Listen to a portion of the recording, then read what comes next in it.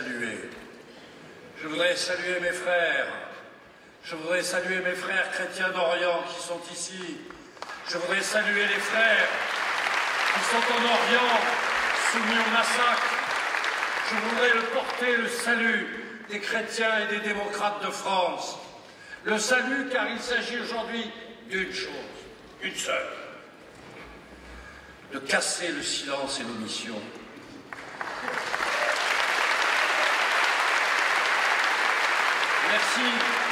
Merci à François Fillon, qui est l'organisateur de cette réunion et qui avait été le premier à lever cette terrible omission que nous connaissons sur les chrétiens d'Orient.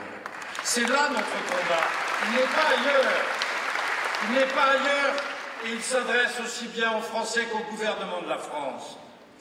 Il faut que le gouvernement de la France s'explique, car il ne dit rien. Il ne dit rien en réalité sur les profiteurs de la crise. Il y a des hommes qui meurent, qui sont des chrétiens, des yazidis, mais qui meurent parce que certains pays occidentaux ont les yeux fermés sur un certain nombre de pratiques.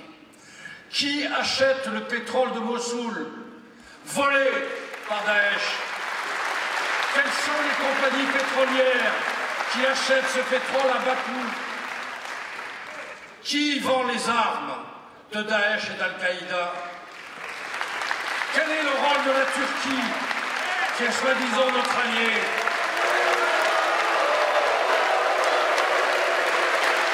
Tout le monde sait que c'est à travers la frontière turque que passent et le pétrole et les armes. Nous ne pouvons pas accepter que l'alliance qui nous unit puisse perdurer dans ce silence fracassant.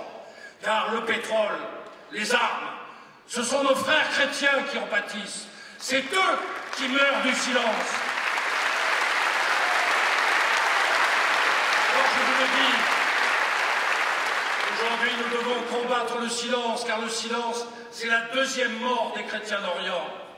Et il faut que la France, par sa responsabilité historique, parce qu'elle doit faire la clarté sur ses propres objectifs, en Syrie, comme en Irak, comme partout, car véritablement le Moyen-Orient est en train de flamber.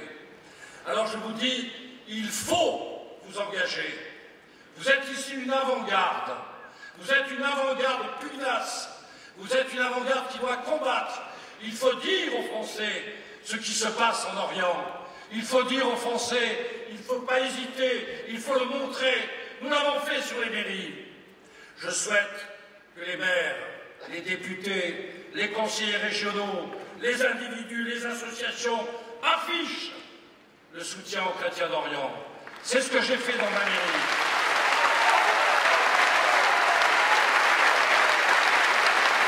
Vous savez, en Europe, le premier des courages, c'est de savoir dire à nos amis, sortez du silence.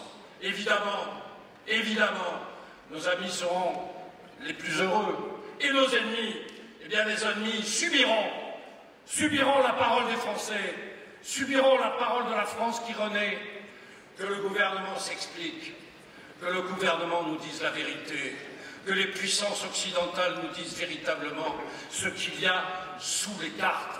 Car les chrétiens en meurent, et vous savez, tôt ou tard, lorsque la paix reviendra, elle reviendra, car nous vaincrons les barbares. Alors à ce moment-là,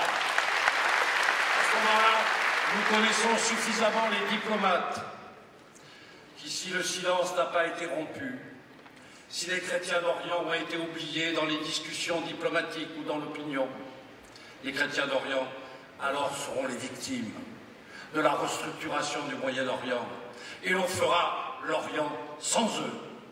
C'est le risque du silence. C'est le risque du silence immédiat que de ne pas parler des morts, mais c'est aussi le risque du silence de l'avenir, de laisser partir une culture, une civilisation millénaire de la diversité du Moyen-Orient.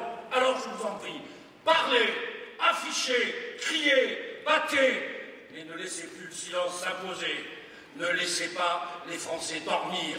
Réveillez-le, vous êtes une belle avant-garde. À vous.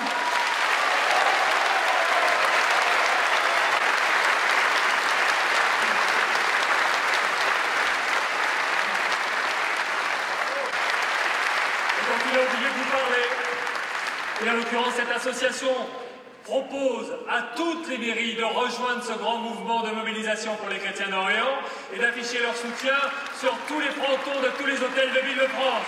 Voilà l'association présidée par Claude Vienne,